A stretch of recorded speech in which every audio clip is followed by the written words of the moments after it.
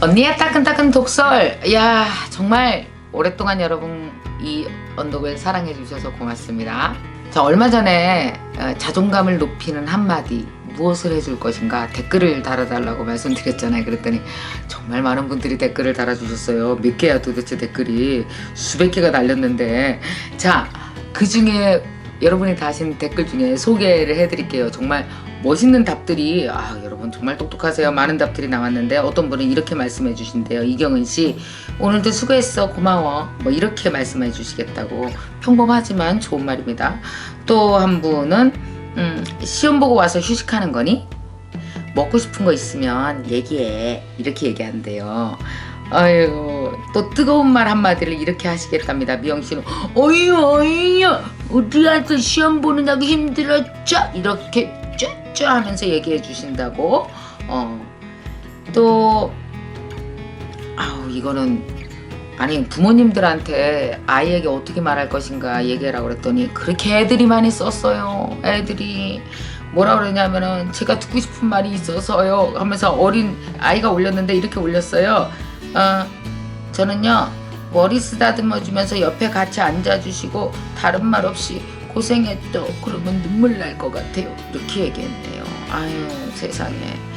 또 아이고 귀여워라, 저는요 부모님께 듣고 싶은 말이 있어서 생각해 봤어요, 이렇게 올렸네요. 우리 딸, 엄마는 우리 딸 시험 공부한다고 스트레스 많이 받고 소갈이 하는 거 잘 알아. 힘들면 쉬어도 돼. 남들보다 늦으면 뭐 어때? 우리 딸 잘해내고 있어. 엄마가 항상 응원하고 네 옆에 있으니까 걱정하지 마. 잘 될 거야. 우리 딸 화이팅. 이 얘기를 듣고 싶어요. 여기서 핵심은 남들보다 늦으면 뭐 어때? 이거 같아요. 정말 너무 귀여운 학생들이 많아요. 얼마 전에 한 학생이 저한테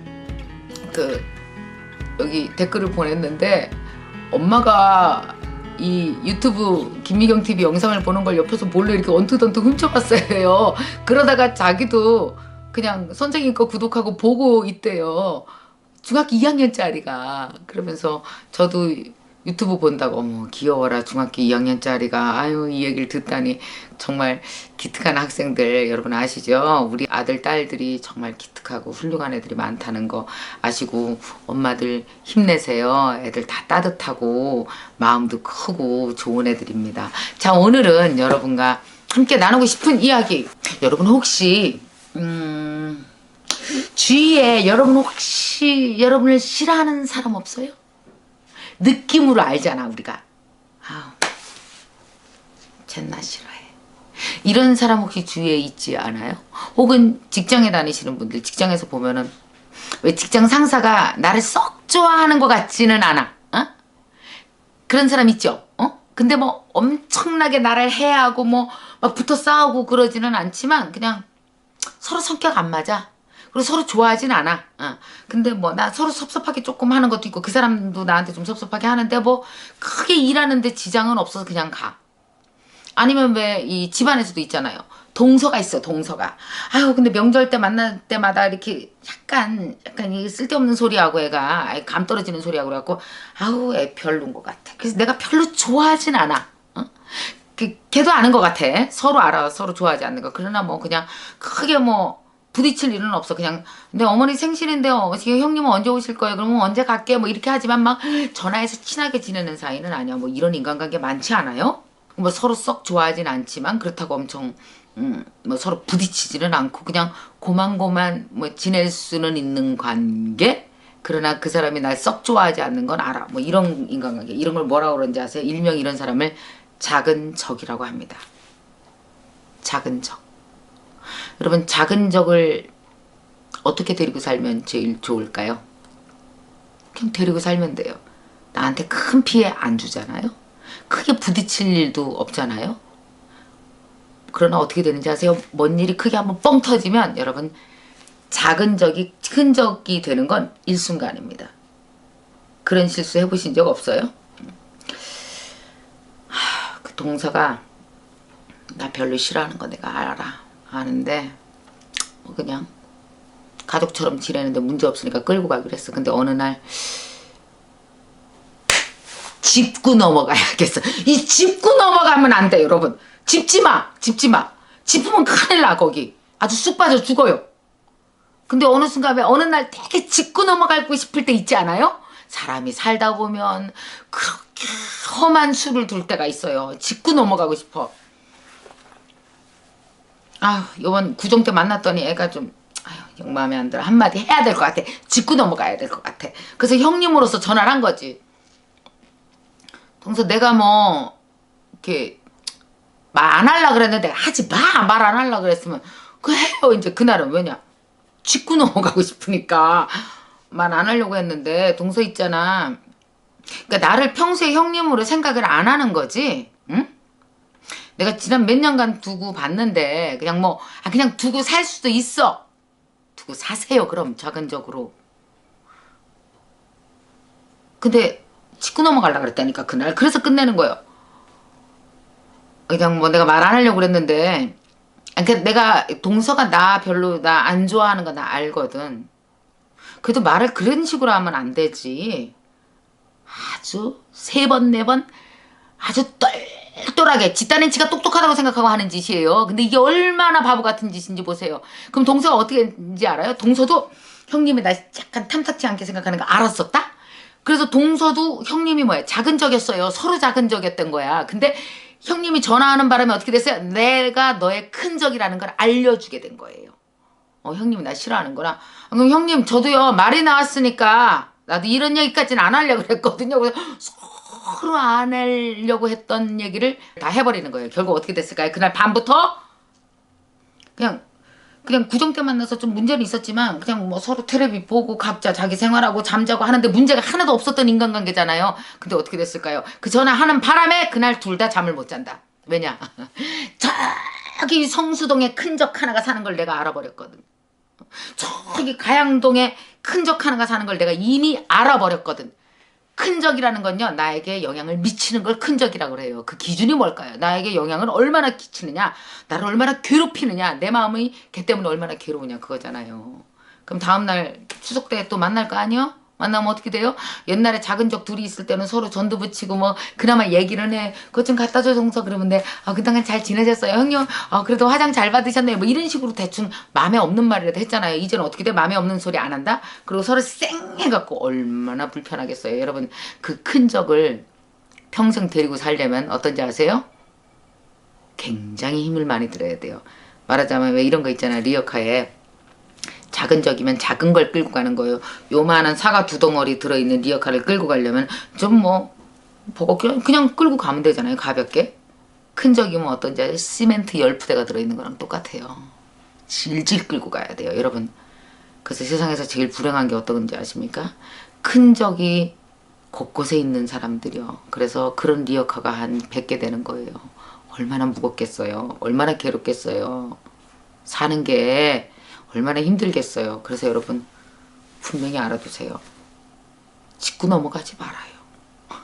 그냥 두세요. 여러분 작은 적은요 100명도 데리고 살 수 있어요. 직장에 여러분 작은 적 10명 있을 수 있고요. 집안에도 몇 명 있고요. 되게 많을 수 있잖아요. 근데 우리 다 그렇게 깔끔하게 살지 않아요.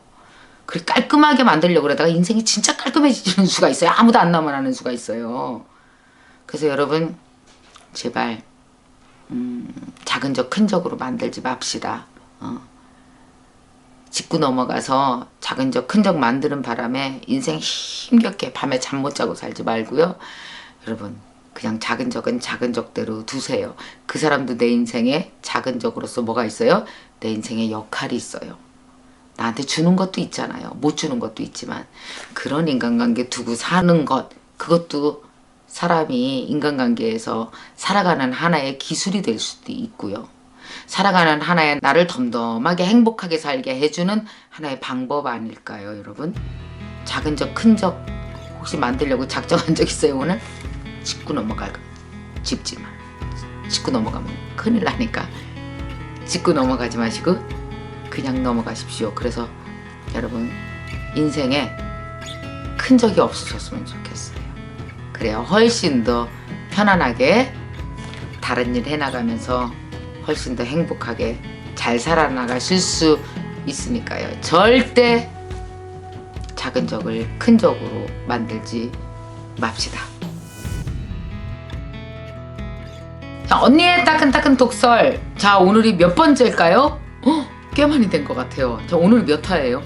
60화. 벌써? 벌써 여러분 60화가 다 됐다고 합니다. 벌써 제가 언니의 독설 60개를 찍으면서 제일 힘든 게 뭔지 아세요? 옷이요. 옷. 옷이 없어. 옷이. 왜냐하면 여러분이 화면으로 보실 때 옷이 똑같으면 같은 내용인가 이렇게 생각할까봐 제가 또 친절하게 내가 옷을 만드니 다행이지. 만약에 옷을 만들 줄 몰랐으면 어떡할 뻔했어요. 잘못하면 내복 입고 방송할 뻔했어요. 아유 진짜 저 옷이 바닥날 지경이라서 옛날에 입던 옷까지 다 꺼내서 생전 안 입던 것까지 입고 보여요. 이렇게 막 꽃 달린 거? 다 여러분을 위한 저의 지극한 정성으로 이렇게 매일 옷을 다른 것을 입고 찍고 있습니다. 아마 제 옷 실력이 느릴 것 같아요. 왜냐하면 이렇게 매일 다른 방송을 하기 위해서 매일 다른 옷을 해입어야 되니까. 자, 오늘은 이런 얘기를 좀 하고 싶어요. 과연 사회성이 없는 사람은 살기가 힘들 건가? 이거요. 왜 우리 그 초등학교 때부터 배웠잖아요. 인간은 무슨 동물이다? 사회적 동물이다 라고 얘기를 했어요. 그러면은 물론 뭐 사회와 거래를 하고 사는 건 너무 당연한 것 같아요. 친구도 만나야 되고 직장 동료도 있을 것이고 그 다음에 뭐 거래처 파트너도 있을 것이고 또 누군가 나는 그를 잘 모르지만 그들은 나를 알고 있는 뭐 고객도 있을 것이고 뭐 어쨌든 우리는 사회에 속해서 살아야만 생산적으로 살 수 있다라는 개념이 있잖아요. 이게 머릿속에 꽉 박혀 있어요. 근데 이게 지나치게 박혀 있어서 오히려 사는데 불편함을 갖고 사는데 주눅드는 사람이 있지 않나 생각해서 오늘은 제가 생각하는 사회성에 대해서 좀 얘기를 하고 싶어요. 그리고 혹시 이것을 듣는 분 중에서 이런 사람이 있다면 선생님 있잖아요. 저는 너무 사회성이 없거든요. 저 되게 내성적이에요. 저는 막 사람들 만나서 말하는 거 너무 두렵고요. 그리고 무대에서 말하면 막 토할 것 같고요. 여러분 무대에서 말해서 토할 것 같은 사람 거의 90%예요. 저도 처음엔 토할 것 같았고요. 자, 이런 고민을 하는데 이것을 자신의 문제는 이거예요. 여기서 가장 핵심적인 문제는 이 사회성이 없다라는 걸 자신의 지나친 단점으로 생각하고 있고 이것 때문에 내 인생이 풀리지 않을 것이다. 이것 때문에 내가 사는 게 너무 불편하다고 생각해서 그 자신의 그 인생을 이렇게 자꾸만 끌어내리는 사람이 있거든요. 여러분 이 세상에는 생각해 봅시다. 이 세상에는 사회성이 아주 높은 사람과 사회성이 매우 떨어지는 사람과 그 퍼센테이지가 어떻게 될까요? 제 생각에는 반반일 것 같아요. 아주 사회성이 뛰어난 사람도 한 반 있고 사회성이 정 없는 사람도 한 반 되지 않아요? 여러분 집안에서 한번 살펴보실래요? 예를 들어서 형제가 어떻게 되세요? 우리 집에는 딸 넷에 아들 하나가 있단 말이에요. 우리 엄마가 딸 넷에 아들 하나를 낳았어요. 우리 언니는 나보다 2살 위, 그 다음은 제가 둘째, 그 다음은 2살 밑에 또 딸, 1살 밑에 또 딸, 그리고 7살 밑에 아들이 있어요. 우리 남동생 전혀 없어요. 사회성이. 그렇게 없을 수가. 우리 남동생은 사회성이 없기 때문에 혼자 있는 걸 되게 좋아해요. 혼자 있는 걸 참 좋아해서 뭘 잘했는지 아세요? 내가 못하는 걸 했어요. 그게 뭘까요? 혼자서 책상에 앉아서 공부하는 거예요. 너무 잘했어요. 그래서 연구직이에요. 꽤 오랜 세월 동안 이렇게 좀 아팠거든요. 아프면서도 혼자서 열심히 연구하고 그래서 연구하는 일을 하면서 지금도 살고 있어요. 사회성 역시 없습니다. 근데 정말 사회성 없길 다행이죠. 사회성 있었으면 밖에 나가고 싶어서 어디 연구를 했겠습니까? 그죠? 여러분 우리가 가지고 있는 단점이라고 하는 것이 사실은 어떤지 아세요? 어떤 일을 하는 데 있어서는 가장 큰 장점으로 작용해요. 그러니까 여러분 아시겠죠? 단점이 장점이고 장점이 때로는 단점입니다. 그러니까 내가 없는 사회성에 대해서 보편적으로 점수를 매겨서 나는 사회성이 없어서 문제가 될 거야? 아니고 사회성이 너무 많아도 문제예요. 어떤 게 문제냐면요. 사회성이 너무 많으면 하도 오지랖이라 그랬잖아요. 오지랖. 그 사회성이 딴 걸로 말하면 오지랖이에요. 온데 신경 쓰고 온 사람 다 만나서 참견하느냐고 결국 누구 참견을 못해요? 나 자신에 대한 참견을 못해요. 그래서 나를 깊이 들여다보고 연구하고 이런 일은 또 못하는 거죠. 그죠? 그러니까 이게 뭐예요? 단점이 장점이란 말이에요.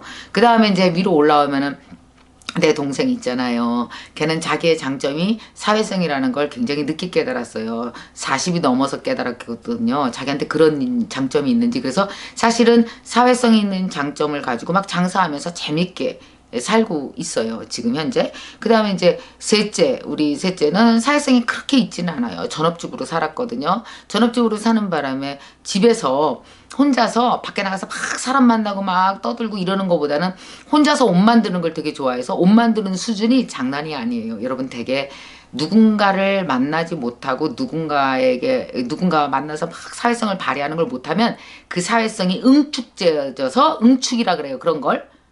응축되어져서 나에게 그 힘이 가해집니다. 그럼 내 안에 있는 걸 발전시킬 수 있는 힘이 된다는 거 반드시 알아두세요. 그리고 제가 둘째잖아요. 둘째.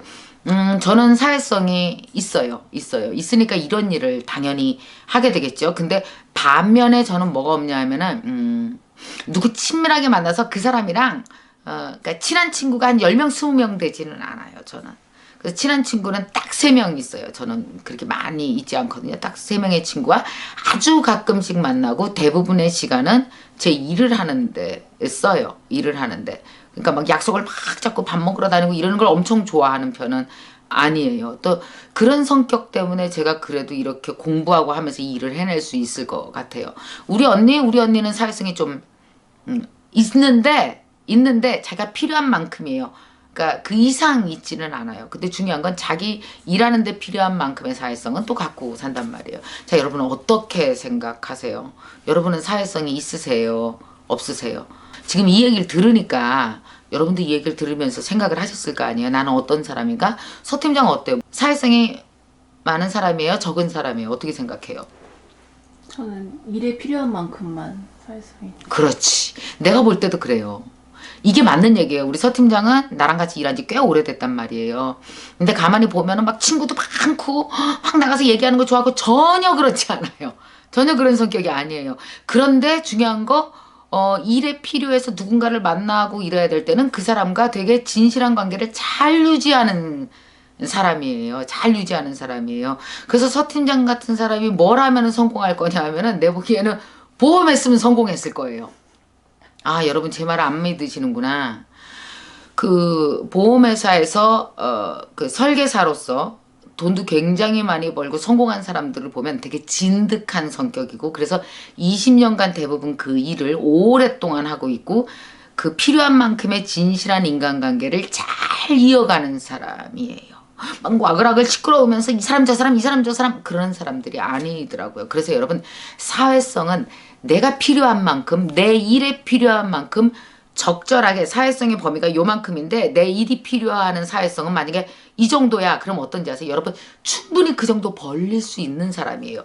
요만큼만 벌리면 돼요. 크게 필요하지 않아요. 그러니까 왜 우리가 딱 봤을 때 사회성 자체로 막 성공한 사람들 있잖아요. 막 1000명 뭐 전화번호에 예를 들어서 전화번호에 5000명이 있다는 사람을 본 적이 있어요. 5000명이 무슨 소용이요? 여러분 사람은요 내가 필요한 만큼의 몇십 명만 있어도 세상을 끌어가는 힘이 있습니다. 나를 끌어가는 힘, 그 다음에 내 주위에 그 나를 정말 사랑하는 50명을 끌어가는 힘만 있어도 인생은 충분히 풍요롭게 진행될 수 있다는 거 아세요? 여러분 어떤 사람은 5,000명을 끌고 가고 있는지 모르지만 그 5,000명 속에 다 허수예요. 여러분 사회성의 가장 핵심은 뭔지 아십니까? 진실의 숫자예요.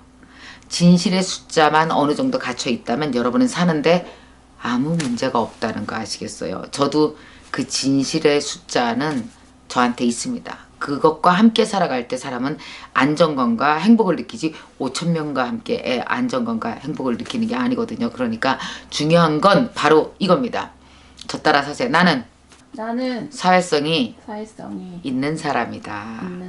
내게 필요한 만큼. 이게 가장 중요합니다. 여러분이 필요한 만큼 정도는 사회성을 가지시고 그 다음에 중요한 거 그 필요한 만큼의 사회성을 가졌다면 더 큰 사회성을 갖고 막 움직이는 사람들 부러워하실 거 하나도 없어요. 여러분 이 세상에 꼭 반장하고 회장해야만 인생 풀립니까?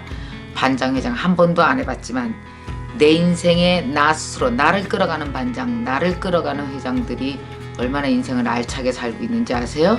그래서 사회성에 대해서 주눅 들지 마시고 겁먹지 마시고 내가 필요한 만큼 범위의 사회성 안에서 진실하게 자신감으로 충만해서 행복하게 사셔도 됩니다.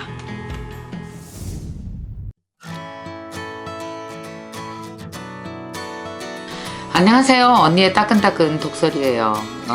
이 파트에서 여러분들이 가장 많이 듣고 싶어하는 이야기가 뭔가 생각해봤더니 아마도 우리가 살면서 늘 사람을 부딪혀서 그럴까요? 인간관계에 대해서 가장 고민을 많이 하시는 것 같아요.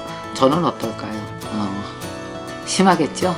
왜냐하면 늘 많은 사람들을 대하잖아요. 뭐 일하다가 만나는 사람이 제일 많은 것 같아요. 저는 주로 일하다가 사람들을 만나는 그런 인간관계가 굉장히 많은데요. 그렇게 살다가 보면은 어떤 일이 발생되느냐 하면은 다 좋게 좋게 지내고 다 잘 지내면 좋잖아요. 근데 그렇지가 않아요. 어떤 인간관계는 이상하게 되게 잘 지내고 싶었었는데 이렇게 정말 내가 전혀 원치 않았는데 휙 하고 꼬이는 경우가 있단 말이에요. 아마 여러분도 분명히 그런 경우가 있었을 거예요. 한 몇 년 전이에요. 이런 일이 있었거든요. 그러니까 일적으로 만난 사람인데 되게 잘 지냈어요. 그거 무슨 일인가 되게 잘 될 것만 같은 느낌이었었거든요. 둘이서 서로 정말 허심탄회하게 마음을 터놓고 이야기를 하고 서로 도와주기로 하고 근데 묘하게 전혀 오해할 부분이 아닌 것 같았는데 우리가 확 꼬여버렸단 말이에요. 그래서 일은 더 이상 진척되지 않은 것은 물론이고 더 이상 옛날처럼 잘 지낼 수가 없는 거예요. 저는요 트리플 A형이에요. 그래서 나는 그런 일이 있으면 꿈을 꿔요. 그 사람이 막 꿈에도 나타나고 막 고민을 많이 했어요. 내가 뭐가 문제였을까. 그 다음에 그 사람 찾아가서 그럼 한번 얘기를 한번 나눠볼까 뭐 등등 여러 가지를 했거든요. 근데 몇 번 이야기를 시도해 봤는데도 불구하고 도저히 풀리지도 않고 오히려 더 꼬아져 가는 느낌? 이런 느낌을 제가 받았단 말이에요. 여러분도 이런 경험 있으시죠? 나만 그런 게 아니라 여러분들도 그랬을 때 도대체 어떤 느낌이었어요? 가슴이 되게 답답하고 내가 진짜 문제 있는 사람이 아닐까 자책도 좀 하고 여러 가지 감정이 있어요. 도대체 그 사람 왜 그럴까 원망도 하고 나에 대한 자책, 그 사람에 대한 원망, 그 상황에 대한 객관적인 탓, 주관적인 책망 뭐 이런 여러 가지들이 굉장히 많이 꼬여져서 어떠냐면 여러 가지 감정, 네거티브한 여러 가지 감정들이 그 몇 년 전의 사건 안에 이렇게 완전히 있는 거예요. 근데 내가 어떤 거냐면 지금도 어떤 때는 가끔씩 생각하면 그게 되게 가슴이 아프단 말이죠. 내가 못난 인간 같고 그래서 가만히 생각해 봤더니 하루는 이런 생각이 드는 거예요. 예를 들면 이게 그 사건이라고 봐요. 그럼 이 사건을 내가 이렇게 질질 끌고 다니는 거예요. 내 마음속에 계속 이게 있는 거죠. 그러니까 이게 꿈에 덜컥하고 이게 나타나기도 하고 과연 이거를 어떻게 처리해야 될까요? 여러분은 어떤 식으로 이걸 해석하세요? 제가 고민하다가 이런 해석을 한번 해봤어요. 가만히 그 사람을 생각해 봤더니 되게 좋은 사람이었단 말이에요. 그리고 나도 나쁜 사람 아니거든요. 나도 되게 좋은 사람이에요. 그러니까 우리 좋은 사람과 좋은 사람이 만나서 무엇인가 잘해보려고 했지만 그러나 이것이 끝까지 인연이 이어지지는 않았다는 거죠. 여러분 혹시 되게 무거운 인간관계를 이렇게 두고 떠나본 적 있으세요? 한번 해보세요. 저는 그걸 노력을 해봤어요. 어떻게 노력했냐? 이런 관점에서 본 거예요. 그 사람의 내 인생에 그 인간관계의 역할은 5년 전 그때까지였고 그때 그와 나와 말하자면 그 인간관계와 나와의 내 인생의 개입은 거기까지가 다였구나. 그러면 그는 내 인생에 할 역할을 다 한 거야. 그죠? 잘 지냈잖아요. 뭔가 일을 하기 위해서 되게 의기투합했잖아요. 사실 그래서 얻은 것도 있잖아요. 도움이 안 된 건 아니거든요. 그죠? 그 다음으로 이어지지 않았을 뿐이지. 그러니까 거기까지였구나 라고 생각하고 나는 어때요? 사건은 두고 나는 떠나오는 거죠. 이해가 가요, 여러분? 나 이거 되게 도 닦았어요. 애썼어요. 근데 실제로 어떤지 아세요? 작용을 하더라고. 내가 그 사건을 두고 지금 왔어요. 그래서 지금은 어떠냐면 5년 전 사건을 여기서 이렇게 봐요. 그래, 그때 참 내 인생에 그래서 도움은 참 많이 됐어. 아, 그 사람 역할은 거기까지였어. 지금 하나도 무겁지가 않거든요. 내가 이걸 여러분한테 꼭 너무나 내가 알려주고 싶었어요. 여러분 봐봐요. 어떤 인간관계가 이렇게 무지외 잘 지내는 관계도 있어요. 꼭 비즈니스가 아니더라도 윗집 여자랑 혹시 친하세요? 아니면 옆집 여자랑 친하세요? 엄청 친하게 잘 지내는 거야. 둘이 자매보다 더 심해. 막 둘이 맨날 만나서 아침 먹고 점심 먹고 저녁 먹고 남편 얘기 애들 얘기 미주알 고주알 다 하고 너무 친하게 지냈어. 근데 어느 날 갑자기 이게 휙 틀어지죠. 사실은요, 이게 어떤 사람은 이런 생각해요. 제일 나쁜 게 뭔지 아세요? 내가 못나서 그래. 안 돼요. 큰일 나요. 여러분, 인간관계 잘못 한번 꼬여갖고 우울증 걸리는 사람이 있어요. 여러분, 그 여러분 잘못 아니에요. 왜냐하면 인간관계라는 게 있잖아요. 혼자 잘못해서 되는 게 없어요. 뭔가가 작용을 했어요. 뭔가가 상호작용을 했어요. 뭔지 내가 특별히 딱 꼬집어 얘기할 수는 없지만 뭔가가 있었단 말이에요. 그거 해석하려고 하지 말아요. 선은 이렇고 후는 이렇고 그 100가지 감정이 얽히고 섞인 걸 무슨 수로 풀어내서 어디서 잘못됐는지 그 지점을 어떻게 알아내시겠어요. 괜한 노력하지 말아요.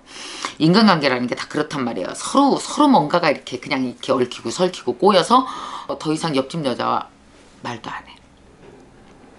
그러면 또 그 여자를 불러다가 야, 내가 너 어떻게 했는지 알아? 내가 너한테 얼마나 잘했는데. 그리고 그 여자를 막 해요. 그럼 그 사람 입장에서도 할 얘기가 너무 많아요. 오히려 더 꼬이고 마는 거죠. 자, 그렇다면 어떡할까요? 완벽히 모든 사람과 100이면 100사람과 한 번 친했으면 끝까지 모든 인연을 다 끌고 오세요. 제 휴대폰에요. 몇천 명이 있어요. 어떤 사람은 한 번 만나고 만 사람, 어떤 사람은 한 2번 만난 사람, 어떤 사람은 일적으로 만나서 한 5년 전에 방송 일 열심히 하다가 지금은 별로 연락 안 하는 사람. 여러분 보세요. 우리 인간관계 중에서 지금까지 끌고 오는 사람은 몇 명 안 돼요. 형제 자매 몇 명? 친구 2-3명? 직원들 몇 명? 그렇게밖에 더 있겠어요? 10년, 20년을 끌고 갈 수 있는 관계는 드물어요. 많지 않은 게 정상이에요. 어떻게 옛날에 한 번 만나고 일적으로 친하게 지냈던 사람이랑 지금까지 친하게 지내겠어요? 지금까지 친하게 지내지 않았기 때문에 그쪽에서 나한테 좀 섭섭하게 생각할 수도 있고 뭐 이런 인간관계들 있잖아요. 다 끌고 갈 수는 없어요. 저는 인간관계에 대해서 이렇게 생각해요. 한 인간이 살아가는 데 있어서 그 사람을 위한 인간관계도 있지만 보다 중요한 게 뭘까요? 나를 사랑하는 인간관계 법이 필요한 것 같아요. 나를 사랑하는 인간관계 해석법. 그러기 위해서는 한번 이렇게 해서 옆집이랑 되게 잘못 지내게 됐고 뭔가 일이 잘 안 풀렸다. 그러면 어떻게 해요? 이렇게 생각해 보세요. 아유, 얘랑 나랑 3년 동안은 밥도 잘 먹고 애들 얘기도 하고 잘 지냈어. 근데 내 인생에 그 사람의 역할은, 그 아이의 역할은, 그 여자의 역할은 거기까지였나 보다. 나한테 참 고마운 거 많이 했어.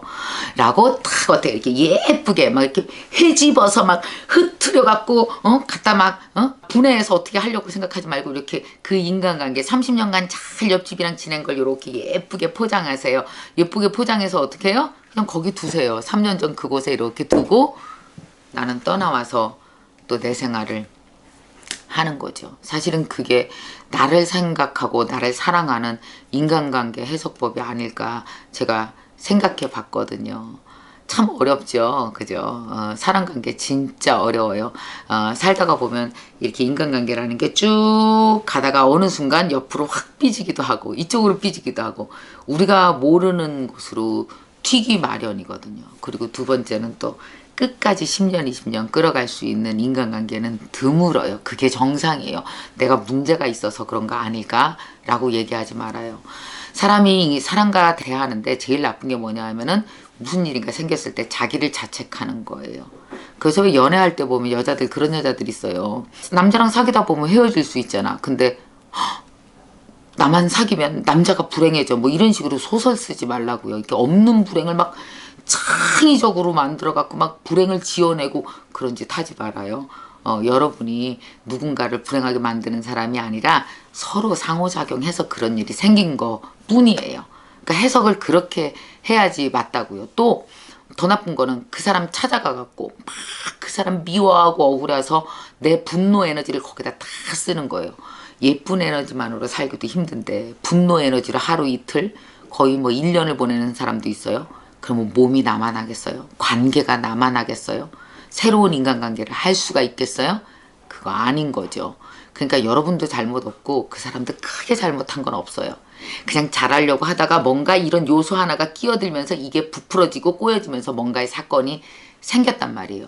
그래서 그런 사건이 생겼을 때는 자책도 하지 마시고 그 사람에게 너무 분노도 하지 마시고 이렇게 생각하세요. 나 따라서 해봐요. 그 사람의 역할은 내 인생에 거기까지였구나. 참 좋았다. 예쁘게 포장해서 거기다 그대로 두세요. 그리고 여러분은 떠나가세요. 그러면 인간관계 여정은 어때요? 길을 떠나면 또 좋은 사람을 만나고 또 행복한 모습을 우리가 그릴 수 있고 그렇게 한평생 살다 가는 것 같아요.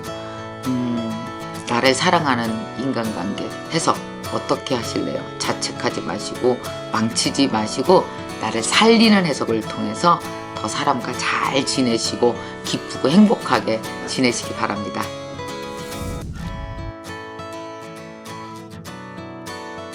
안녕하세요, 김미경입니다. 여기는 지금 뉴욕이에요. 이제 지금 캐나다의 3개 도시를 거쳐서 지금 현재 여기 뉴욕으로 와 있습니다. 뉴욕에서 전하는 메시지예요. 여러분, 왜 인간관계 중에서 정말 해석이 안 되는 인간관계가 있어요. 예를 들면은 그 사람이 너무 크고 내가 작으면 인간관계는 해석이 잘 안 돼요. 제가 볼 때 인간관계는 사이즈가 바뀌면 간단하게 해결되는 게 많거든요. 예를 들어서 한번 보세요. 요만한 걸 해석을 해요. 손톱만한 걸 해석을 하려고 그러는데 내가 만약에 요만한 점이야. 그러면 얘를 해석할 수 있을까 없을까요? 해석이 불가능하죠. 그죠? 왜냐하면은 요만한데 내가 가리기 때문에. 또 예를 들어서 손바닥을 해석을 하려고 그러는데 나는 요만해요. 그럼 어때요?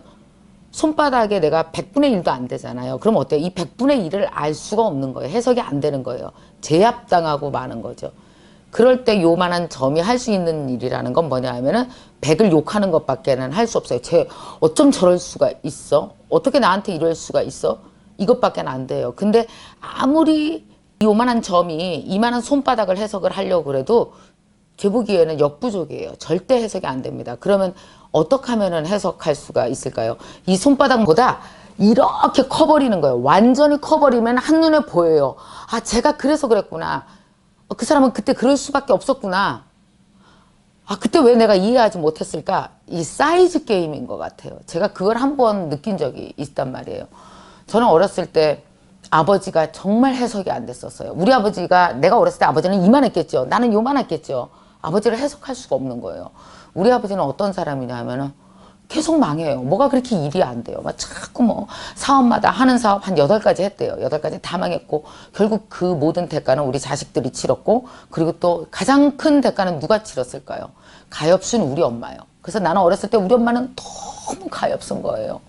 그리고 우리 아버지는 너무 못된 거예요. 왜 저러고 사나 도대체 우리 아버지. 우리 엄마 너무 가엾어. 그래서 항상 무슨 일이 있을 때마다 나는 당연히 엄마 편을 들죠. 나뿐이겠어요. 딸 넷에 아들 하나가 모조리다 엄마가 가엾다. 엄마 편을 들었어요. 그리고 사실 우리 아버지 평생에 아버지 편은 한 명도 없었던 거예요. 저희 아버지는 8개의 사업을 순차적으로 망하셨고 맨 마지막에는 뭐 했냐 하면은 농장을 했어요. 말이 농장이지 돼지 기르는 거예요. 돼지 몇백 마리로 시작해서 이제 몇천 마리까지 쭉 키워나가는 일을 하셨죠. 일이 참 고되지 않겠어요? 엄청 고됐는데 우리 아버지는 60이 넘으셔서 그 일을 이제 시작을 하셨어요. 사실 아버지의 모든 자존심과 아버지의 모든 그동안 내가 아버지 역할을 못했던 걸 우리 아버지는 아마 돼지 기르는데 다 걸었을 거예요. 그것도 지금 생각해 보니까 알지 그때는 몰랐어요. 그냥 아버지가 돼지를 기른데 그랬길래 우리끼리 모여서 그랬어요. 아이고 그렇게 폼나는 일만 하다가 돼지를 어떻게 길러? 아이고 참 그거 잘할래나? 이런 식이었단 말이에요. 지금 생각하면 너무 미안하죠. 근데 어느 날이었어요. 제가 그 결혼하고 나서예요. 증평에 내려갔어요. 엄마한테 물어봤죠. 아빠 어디 있어요? 그랬더니 아빠 돼지막에 있대요. 그 돼지 막사 옆에는 아버지 혼자 이렇게 돼지 똥을 치우고 오면 이런 추리닝에 돼지 똥 같은 게 다 엉겨 붙어 있어요. 그러면 그 옷을 입고 방 안으로 들어오면 온 집안의 돼지똥 냄새가 정말 진동을 해요. 코를 막고 다녀야 될 정도. 그러니까 아버지는 이제 집안에 돼지똥 냄새를 들여올 수 없으니까 거기서 옷을 다 갈아입고 거기서 샤워를 하시고 그리고 집 안으로 들어오셨단 말이에요. 그래서 이제 아빠를 보려고 또 돼지막이 얼마나 변했나, 돼지가 늘었나 구경하려고 내가 이제 이렇게 슬리퍼 신고 슬슬 나갔어요. 아우, 정말 이렇게 돼지막살을 지나면 냄새가 진동을 해서 코를 찔러요. 어떻게 거기서 그렇게 일을 하루 종일 하셨나 모르겠어요. 그리고 이제 아버지 옷 갈아입는 데쯤으로 갔단 말이에요. 가다가 제가 기가 막힌 걸 봤어요. 웅덩이가 이렇게 있었는데 거기에 정말 깜짝 놀랐어요. 죽은 돼지가 엄청 많은 거예요. 너무 놀라갖고 막 도망을 쳐서 아빠! 그러고 아빠한테 할 얘기가 있으니까 아빠 저거 왜 저래? 이거 물어보려고 막 뛰어갔더니 우리 아버지가 없어요. 근데 안에서 소리가 나는 거예요. 아빠 옷 갈아입는 곳에서 막 쿵! 쿵! 그런 소리가 나요. 이건 도대체 무슨 소리야? 놀래갖고 내가 그랬더니 그 안에서 또 어떤 소리가 나냐면 이런 소리가 나는 거예요. 이런 소리. 이거 뭔 소리야 도대체. 돼지 소리랑 섞여서 구분도 잘 안 가요. 귀를 기울였더니 아버지가 울고 있었는데 내가 그때 아버지 뒷모습을 봤는데 우리 아버지가 이렇게 이런 벽에다가 이렇게 머리를 쿵쿵 박으면서 그때 우리 아버지가 뭐라 그랬냐면 지금도 그 아버지 한마디가 잊혀지지가 않는데 이렇게 말했어요. 나라는 놈은 나라는 놈은 왜 이렇게 평생 안 풀려? 그러면서 우시더라고요. 왜 이렇게 평생 안 풀려? 왜 이렇게 안 풀리냐고 그러면서 이렇게 막 우는데 그때 나도 아버지를 따라서 옆에서 막 울었거든요. 내 나이가 그때 40이 넘었을 때예요. 세상에 40년 만에 처음으로 내가 아버지를 봤어요. 내가 아버지의 진짜 모습을 본 거예요. 그러니까 우리 아버지는 평생 너무 잘 살고 싶었고 우리 아버지 성함이 김기환 씨예요. 우리 엄마 이름이 순이에요. 봐라 순이야. 내가 이렇게 돈 잘 벌어. 내가 남편으로서 역할을 잘해. 내가 누구냐. 얼마나 하고 싶었겠어요. 안 하고 싶은 남자가 세상에 존재하겠습니까? 근데 아버지는 평생 너무 안 풀리셨던 거예요. 자기도 잘하고 싶었겠죠. 우리 아버지 얼마나 잘하고 싶었겠어요. 하면 망하고 도대체 뭐가 문제인지 모르겠고. 물론 우리 아버지는요 어떤 사람이냐면 악착 같은 면은 없어요. 되게 착하고 순한 양반이에요. 그리고 자녀와 대화하기를 되게 좋아하시는 분이고 그러셨단 말이에요. 아버지가 평생 못한 것은 딱 하나, 경제적으로 우리를 가족을 돌볼 수 있는 능력이 없었던 거 그거거든요. 근데 그날 사건 이후로 내 안에 변화가 생기기 시작했어요. 뭐냐면 아버지가 보이기 시작하는 거예요. 물론 제가 나이가 들었기 때문도 있겠죠. 그리고 나는 그때 뭘 했었냐 하면은 인간관계에 대해서 혹은 사람에 대해서 강의를 하기 위해서 많은 공부들을 하고 있었잖아요. 나는 아버지를 연구하기 시작했어요. 남자란 무엇인가, 돈이란 무엇인가 공부를 엄청 했어요. 그랬더니 돈도요 어느 정도 운이 있어야 되는 거지 그 아무나 막 따라 붙는 게 아니더라고요.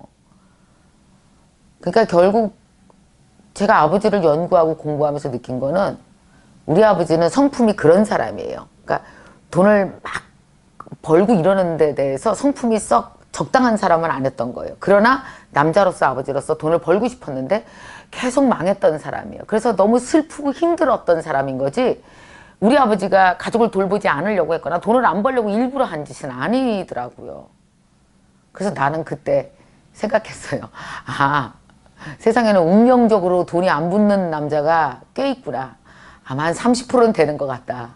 그 중에 우리 아버지도 한 사람이었구나. 그러니까 결국은 진짜 힘들게 살았던 사람은 아마 엄마와 아버지 중에서 아버지였을지도 몰라. 얼마나 벽에다 머리를 부딪히면서 눈물을 콸콸 쏟고 싶은 날이 하루 이틀이 아니셨을 텐데 얼마나 때로는 부끄럽고 힘들었을까. 자기 역할을 다 하지 못해서 그 생각을 하니까 아버지가 너무 가엾어지더라고요. 제가 아버지가 이만한 사람이라면 나는 요만해서 아버지를 전혀 잊지 못하다가 내가 아버지보다 더 공부도 많이 하고 아버지에 대한 삶을 이해하려고 애쓰고 막 깨달아지는 거예요. 그러니까 내가 그 사람에 대해서 이해하지 못하고 깨닫지 못했을 때는 내가 요만한 사람이라 그 사람의 인생의 전반적인 거, 그 사람의 고통을 이해할 수도 없고 읽을 수가 없었는데 내가 점점 막 애쓰면서 커진 거예요. 진짜 애를 썼어요. 아버지를 이해하려고. 이만해지니까 아버지가 작아지니까 다 보이는 거예요. 뭐가 보였게요? 아, 우리 아버지 잘하려고 했는데 운명적으로 돈이 안 따르는 남자였어. 본인이 얼마나 힘들었을까. 어쩌면 차라리 우리 엄마가 자랑스러운 인생을 사셨겠다. 우리는 엄마를 가엾게 봤지만 사실상 엄마는 너무나 자랑스럽고 스스로 만족된 인생을 살았으니까 어쩌면 더 불쌍했던 사람은 아버지였을지도 몰라. 내가 이 얘기를 우리 엄마한테 한 적이 있어요. 엄마 미안한데 내 얘기 좀 들어줘. 엄마가 고생하고 가엾은 거 알아. 그런데 한편 엄마 우리 이렇게 생각해보자. 아버지는 그렇게 하고 싶었는데 한 번도 풀리지 않아서 너무 힘들었던 사람이고 엄마는 그래도 양장점을 하면서 돈을 벌고 싶은 대로 벌어서 엄마는 인생이 풀렸던 사람이야. 엄마. 그래서 엄마가 사실은 고생도 하고 그랬지만 어찌 보면 엄마는 더 풍요롭고 더 알차고 더 엄마 만족된 인생을 산 사람이잖아. 엄마가. 그러니까 아버지를 우리 이해해 주자. 엄마 아버지가 어쩌면 엄마보다 더 가엾은 인생을 살았는지도 몰라. 그 얘기를 한참 했어요. 옛날 같으면 엄마가 화를 냈을 텐데 미경아 네 얘기가 진짜 맞을지도 몰라. 어쩌면 네 아버지가 나보다 더 가엾은 인생을 살았다. 나는 그래도 돈 벌고 나 하고 싶은 거 했지. 그래 네 아버지는 한 번도 풀린 적이 없어. 그런 얘기를 하시더라고요. 이제 나한테 아버지는 이해 못할 상대가 아니고 읽지 못할 상대가 아니라 내가 다 아버지 인생을 읽을 수 있어요. 그리고 아버지를 이해할 수 있어요. 그렇게 돼서 정말 다행이에요. 내가 깨달을 수 있어서 너무 다행이에요. 만약에 내가 깨닫지 못하고 아버지에 대한 원망이 있는 채로 우리 아버지가 지금 80 중반이신데 그렇게 아버지를 보내드렸다면 난 나중에 돌아가시고 나서 너무 후회했을 것 같거든요. 그 다음에 내가 아버지를 이해하고 난 다음에 나는 아버지와의 관계가 완전히 달라졌어요. 너무너무 사이가 좋아졌죠. 왜냐? 아버지가 원망의 대상이 아닌 아버지를 충분히 이해하는 대상으로 갔으니까요. 여러분 비단 부모 자식 관계뿐만이 아닙니다. 직장에서도 그렇고 친구 관계에서도 그렇고요. 결국 인간관계는 사이즈인 것 같아요. 그 사람이 요만한데 내가 그 사람보다 이만큼 크잖아요. 그러면 다 보여요. 이렇게 위에서 보니까 다 보이죠. 사이즈가 크니까 아 그래서 그랬구나. 그래서 화를 냈구나. 그래서 이 사람이 힘들었겠구나. 이해가 돼요. 근데 만약에 이 사람이 이렇게 큰데 내가 작잖아요. 그러면 안 보여요. 가려서 안 보여서 계속 그 사람을 원망할 수밖에 없는 거죠. 만약에 내가 누군가를 무진장 원망하고 있다면 내가 혹시 그 사람보다 너무 사이즈가 작아서 그런 건 아닐까? 그리고 시간을 갖고 조금만 사이즈를 키워보세요. 그러면 어느덧 이해하지 못하던 게 이해가 되고 그 사람을 도저히 담을 수 없었는데 마음에 담게 되고 그리고 그 사람과 관계가 훨씬 더 원만하게 풀어갈 수 있을지도 모릅니다. 물론 여러분 상대방이 워낙 나쁜 사람도 있긴 있어요.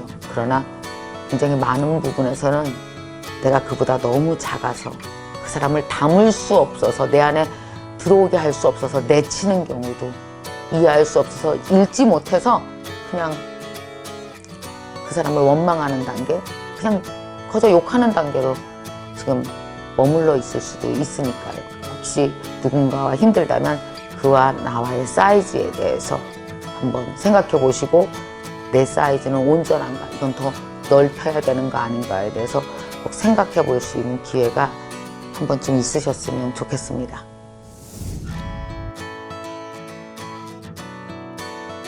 안녕하세요. 여기는 지금 애틀란타입니다. 근데 내가 아틀란타 그랬더니 그게 음절이 3개밖에 안 되는데요. 아틀란타가 아니라 아란타예요. 틀은 여기 있어. 서 팀장 발음해봐. 늘이 없다니까. 어제 배웠는데 까먹었어. 우리가 애틀란타가 아니라 엘란타죠. 그러니까 늘은 그냥 여기 붙는 거예요. 에휴 모르겠어요 나도. 그래서 어제 우리가 맨하튼에 이어서 애틀란타에 이어서 정말 도시 이름 똑바로 말하고 다니는 것도 얼마나 힘이 드는지. 아유 그래도 어쨌든 재밌는 투어를 지금 하고 있는 중입니다. 투어를 다니다 보면은 저녁 식사 자리가 가끔씩 있어요. 그러면 이제 질문을 할 때가 있어요. 이렇게 말하면서 먹잖아요, 저녁을. 그 중에 어떤 한 분이 저한테 이런 걸 물어본 적이 있어요. 뭐라 그랬냐면, 선생님은요, 누가 만약에 선생님을 막 뒤에서 험담해. 그러면 어떻게 하세요? 그러니까 본인이 이런 거예요. 자기는 정말 자기 일을 되게 열심히 하고 있어요. 분명히 아주 열심히 하고 있고, 그리고 자기 일이 잘 돼요. 지금 현재 잘 되고 있고, 신나게 나는 내 일을 무진장 열심히 하고 싶어. 뭐 별로, 그리고 사람들이 나 주목하는 것도 싫어. 그냥 내버려 두라고. 나는 나 사는 대로 살 테니까. 그래서 자기 나름대로 자신은 열심히 살고 있는데, 이상하게 사람들이 나를 주목하고, 주목해서 끝나지 않고, 욕하고, 뒤에서 험담하고, 자기를 미워한다라는 거예요. 그럼 선생님은 어떻게 하세요? 그래서 제가 이렇게 물어봤어요. 그러니까 그러면 네가 생각하기에 그 사람이 너를 시기 질투하는 거 맞니? 그랬더니 그런 거 같다는 거예요. 그러면 시기와 질투가 된다는 건 네가 앞서 나가고 네가 잘하고 있다는 거지? 그랬더니 그것도 그런 거 같대요. 그러면 욕먹어 마땅하네. 그랬더니 그 친구가 예? 왜요? 열심히 사는데 뭐 욕먹어야 돼요? 자, 봐봐요. 이런 게 있단 말이에요. 만약에 우리가 아무것도 하지 않았다면 누군가의 주목을 받지도 못하고 누군가로부터 시기 질투형의 어떤 험담이나 욕을 들을 그런 기회도 없을 거예요. 한번 이런 걸 생각해 봤으면 좋겠어요. 막 돌려봅시다. 우리가 막 에너지를 쓰면서 무엇인가를 만들어요. 예를 들어서 이런 컵을 하나 만들어 볼까요? 이런 컵을 하나를 만들 때 쓰는 재료는 얼만큼일까요? 딱 요만큼이겠죠. 뭐 종이 요만큼, 뭐 페인트 요만큼 그렇겠죠. 그러니까 이걸 만드는데 쓴 이런 재료가 있고, 그러면 또 뭐가 있을까요? 그 나머지 찌꺼기가 있을 거 아니에요. 찌꺼기, 뭐 이렇게 종이 짜투리도 있을 거고, 뭐 이런 페인트, 뭐 이런 어쨌든 그걸 씀으로 인해서 갖다 쓴 재료가 있고, 그 재료를 쓰다가 남은 것들이 있고, 결국은 뭐냐면 이 컵 하나를 만드는데 무엇인가 우리는 가져다 썼다는 얘기죠. 그러니까 이걸 하나 만드는데 우리는 많은 찌꺼기를 또한 밑에다가 만들 수밖에 없어요. 자, 그러면 또 이런 생각해 봅시다. 컵을 하나를 만드는 게 아니고 컵을 만약에 100개를 만들었어. 그럼 어떻게 될까? 쓰레기도 되게 많겠네? 100개 만드는데 여러 재료를 썼으니까, 많은 재료를 썼으니까 당연히 쓰레기도 많겠죠. 이렇게 생각하면 돼요. 무엇인가 사람이 일을 하고 사회에 나가서 내 성공을 위해서, 내 꿈을 위해서 뭔가 막 하다 보면 어떤지 아세요? 나만 열심히 일하는 게 아니라 내 주위에 100명과 함께 일을 하고 1000개의 에너지를 가져다 쓰고 더 많은 사람과 일을 하고 더 많은 에너지를 갖다 쓰는 거예요. 결국 뭐예요? 엔진이 돌아갈 때 엔진 찌꺼기가 밑에 이렇게 나온단 말이에요. 이걸 감당할 수 있어야 생산도 할 수 있어요. 이해가 가요? 나는 이 제품만 봤으면 좋겠어요. 근데 이 찌꺼기 따위는 없어. 아니요. 모든 제품엔 찌꺼기가 있어요. 이게 무슨 말이냐면 이 찌꺼기에서 뭐가 나와요? 내가 예측하지 않은 것들이 나올 수 있어요. 얼마든지. 다시 말하면은 내가 만약에 한 명과 일을 할 때는 한 명이랑 마음 맞추면 돼. 세 명이랑 일하면 세 명이랑 마음 맞추면 돼. 근데 만약에 100명, 1000명과 일을 한다 그러면 어떤 사람은 나한테 일하는 가운데 조금 섭섭한 마음을 가질 수도 있고, 저 여자 왜 이래? 어느 날 내가 되게 좀 피곤한 얼굴을 하고 나갔는데 그 사람이 본 나의 온 모습은 그 피곤할 때 딱 1시간이었다고 생각해봐요. 그럼 어머, 저 여자는 예의가 없어? 굉장히 많은 1000명이면 1000명의 사람들이 나에 대해서 다른 인식을 하고 있을 거 아니에요. 이게 엔진이 돌아가면서 나오는 찌꺼기란 말이에요. 내가 당연히 대가를 치러야 될 것들이라고요. 그러면 그 중에 몇 명은 나를 무진장 싫어하고 나를 시기 질투할 수도 있고, 나의 원래의 모습을 보지 못하고 나의 이렇게 약간 삐딱한 모습을 봤을 수도 있죠. 그거 포함해서 일이에요. 이해가 가요? 그거 포함해서 당신 성공이고, 그거 포함해서 당신 직업이라고요. 그러니까 뭐예요? 나는 이 제품만 갖고 나머지 찌꺼기는 안 볼 거야. 혹은 나는 나 칭찬만 듣고 나는 나에 대한 험담이 왜 생겼는지 난 정말 이해가 안 가. 그러면서 그걸 다 떼어내고 화내고 이럴 필요가 없다라는 거죠. 사실 저도 이제 유튜브에 영상을 올리잖아요. 정말 웃긴 게 뭐냐면 영상을 이렇게 올리면 조회수가 되게 낮은 것들은요, 싫어요가 별로 없어요. 근데 조회수가 막 10만이 넘어가면 그만큼 싫어요도 늘어나요. 무슨 말인지 알겠어요? 내가 사람과 많이 교류하고 세상과 거래하는 범위가 넓어지면 넓어질수록 거기에는 싫어요도 포함해서 내 일이라고요. 그거 포함해서 내가 살아가고 있다라는 거고요. 내가 그 친구에게 얘기를 했어요. 뭐냐면 지금 네가 여기서 15년째 그 일을 하면서 막 사람들한테 욕먹는 사람도 있고 너는 조용히 살고 싶지만 주목을 받는다는 건 뭔지 알아? 그만큼 네가 에너지를 많이 썼다는 거네. 아유 잘 살았네. 잘했어. 그럼 욕하는 건요. 욕 하나도 안 얻어먹을 수 있지 않나요? 욕 얻어먹는 게 정상이야. 네가 많이 움직였다는 뜻이거든. 그러니까 잘한 거야. 걱정 하나도 할 거 없어. 굉장히 잘 살아온 거고 대신 이거 한번 생각해 볼래? 또 이런 얘기를 하나 했어요.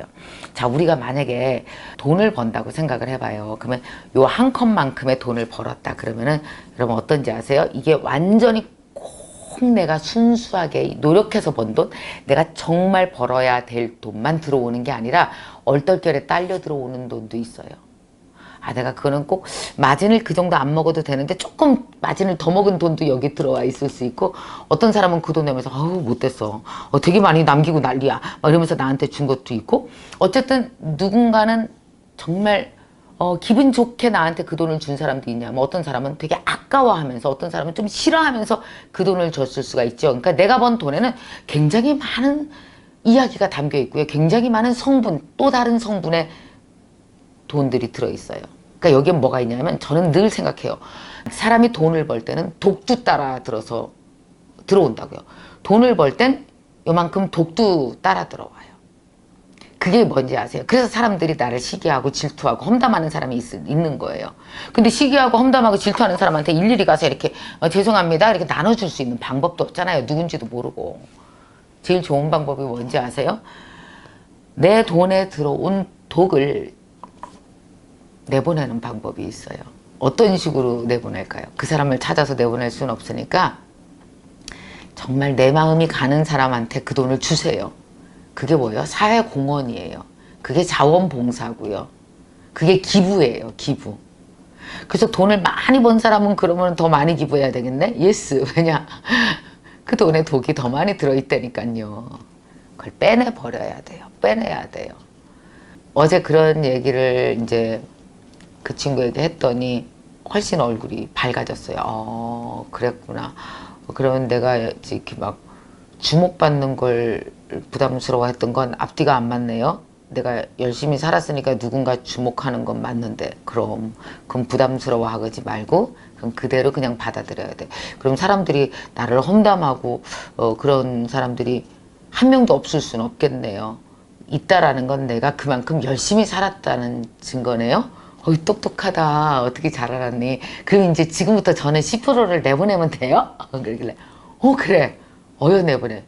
아, 세상에. 사실은요 40 초반에 혹은 30대 후반에 이걸 깨닫기가 무진장 어려워요. 솔직히 말씀드리면 저도 잘 몰랐었어요.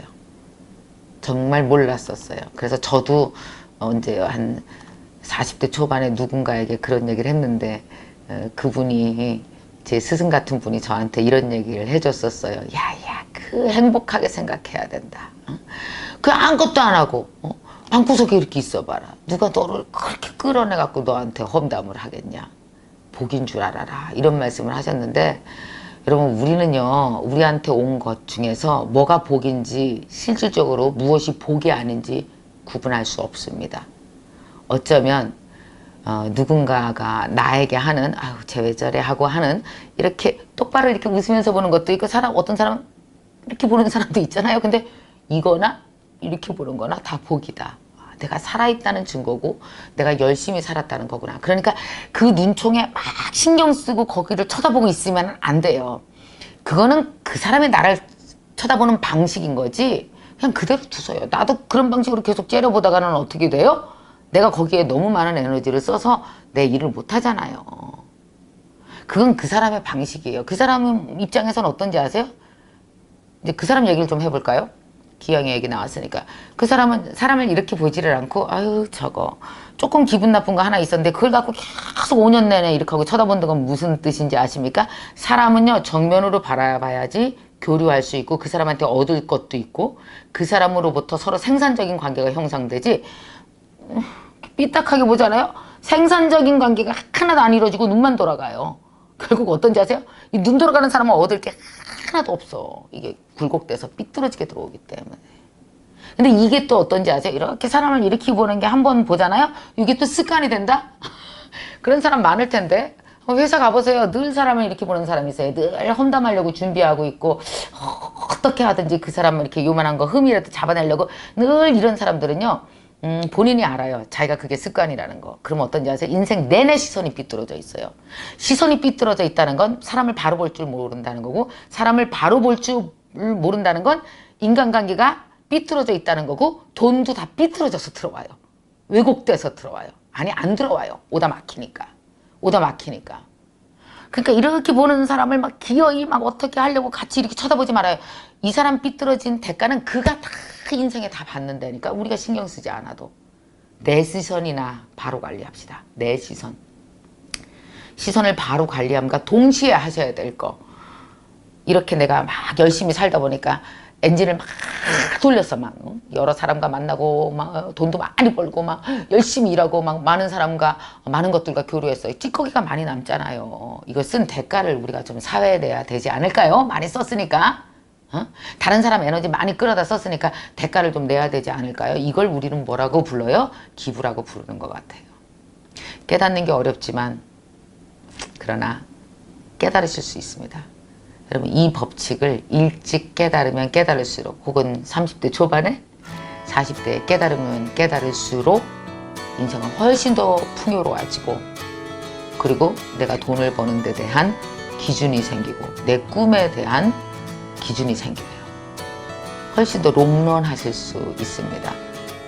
아시겠죠, 여러분? 누군가 여러분을 험담하는 사람이 있다면 생각하세요. 이건 복이다. 그리고 이렇게 보는 건 그 사람의 몫이다. 나는 거길 보지 않는다. 나는 그런 시선으로 보지 않는다. 나는 내 기준대로 내가 번 돈 중 일부를 기부하면서 독을 빼내면서 나는 정말 멋지게 내 길을 가고 내 돈을 번다. 이렇게 생각하시면 됩니다. 복입니다.